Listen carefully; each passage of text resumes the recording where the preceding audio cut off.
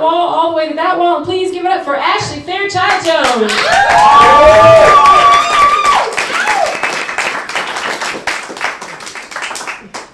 You're sexy. So are you. I am me later. Find my profile online. Okay. Okay. I think if girls were my type, it'd be so much easier. It's So not. It's funny because it's I not can take true. you guys. We have periods. I'm staging. Hi, Ashlee. Hi! We had fun last Peanut night. Gallery. Yes. we did. Okay. Janelle Monáe Day. Janelle Monáe Day was yesterday. Girl. Yeah, okay. National holiday. Thank you.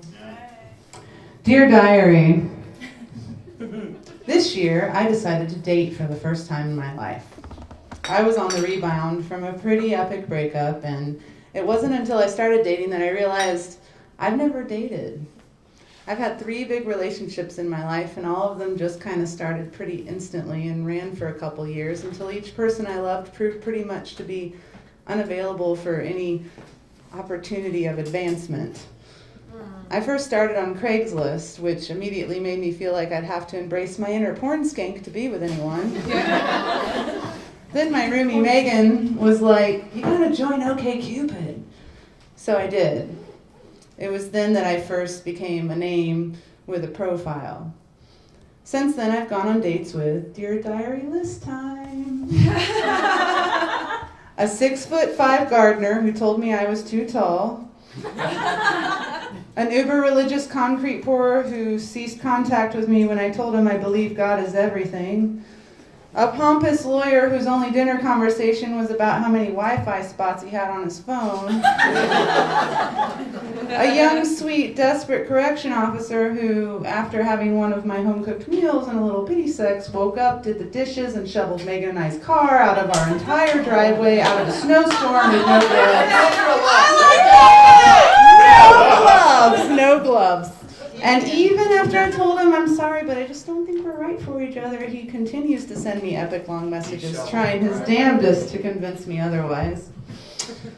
A handsome blonde-haired, blue-eyed nurse who, after a pitcher of margaritas, showed me a good time, yet sent me on a shameful trip to the clinic to search for a forgotten in the heat of the moment lost tampon. And on our second date, prepared and served me soup, only to tell me that his ex was moving back to town, so he was probably going to get back with her, and then looked for me to console him with his guilt about having sex with me, and question if maybe he had a mild form of Asperger's since I work with special needs kids.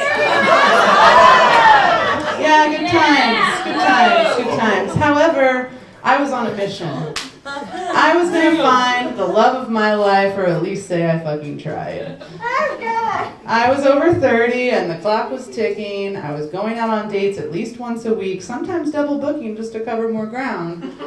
One time, Megan and I even double dated a pair of deep sea construction divers from New Orleans who wanted to see Kansas City. That's my brother. He's on basalt.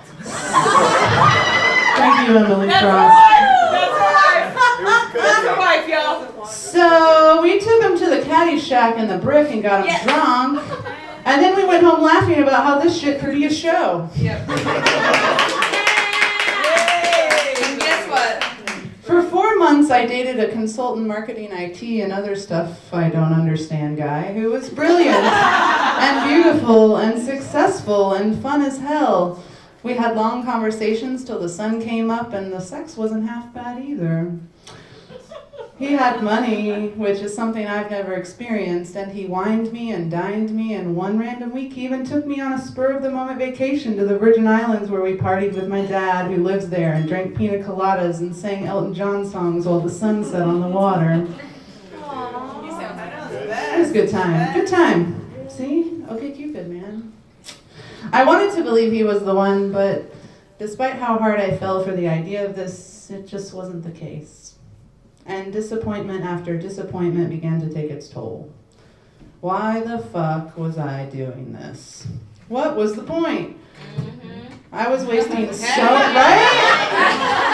Right? Woo! I was wasting so much time and effort and money trying to find someone to share my life with, I hadn't left any room for my very own. Clicking on the OkCupid icon had become like opening the refrigerator door and looking for something to eat, and when finding nothing...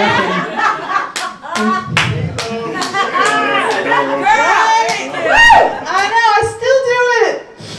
And when finding nothing I really craved, settling for a slightly expired pickle or a saran wrap piece of American cheese. I like pickles. The fact of the matter was simply this. I had to accept what my life would look like without someone else. I had to accept that it was out of my hands. I had to accept that I just may never be a mom and focus on the fact that as a professional nanny, I get paid to be a mom. In theory, I get paid to love, and that's pretty fucking awesome. Yeah, it is. I know. We love you. I love you too. I love all of you.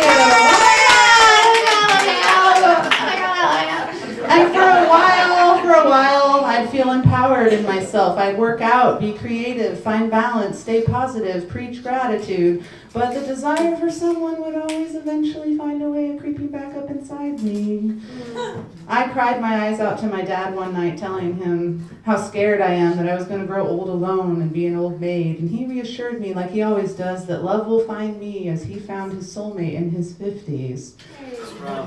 I said, yeah, Dad, but I can't start a family in my 50s, and I really want one. Not just because it's the social norm and it's ingrained into us since childhood, but because as a nanny, I've been training for it my whole fucking life. And also, I'm worried. I watched my mom wither away to cancer and my stepdad self-destruct from loneliness and my grandma slowly give in to old age, and these things take over and cause one to lose every aspect of control, mobility, basic bodily functions, and that shit was long and drawn out and painful as hell. And I was there for all of it. I know the reality of simply being human and immortal so well.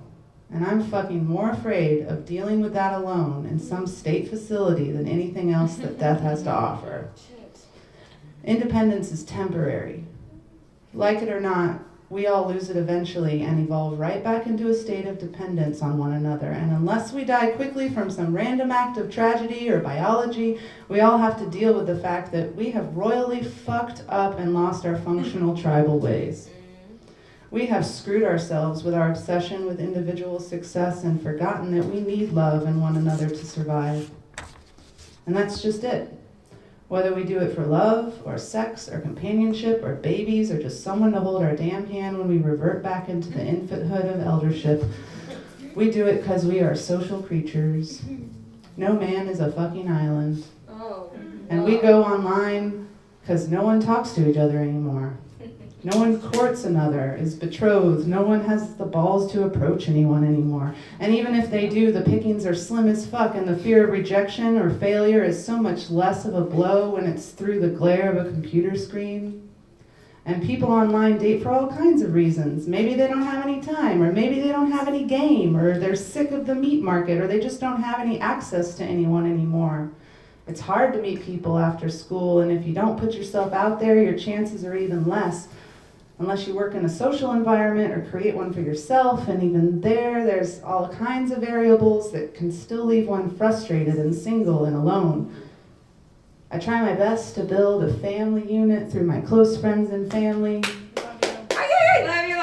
But I worry it's just not enough, so I go back to my profile and sift through countless ridiculous, disappointing, jaw-droppingly rude or ignorant comments and messages and dates just to find a decent dude I'm attracted to that could possibly call family one day.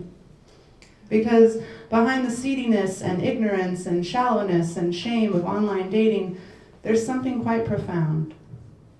Hope. Pure, unadulterated hope.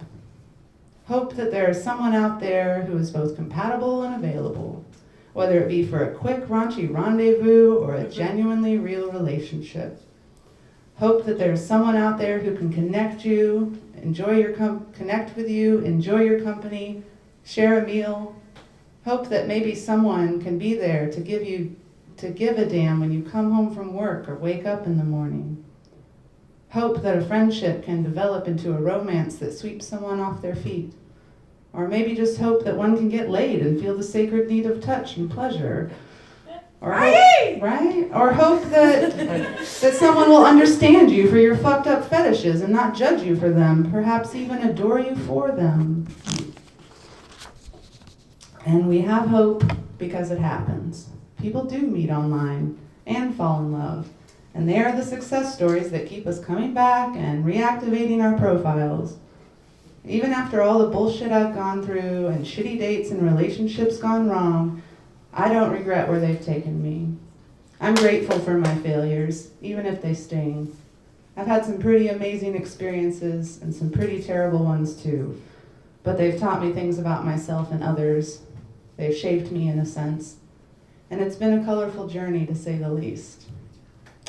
So here's to hoping, and here's to love, because without it, we're just a name with a profile.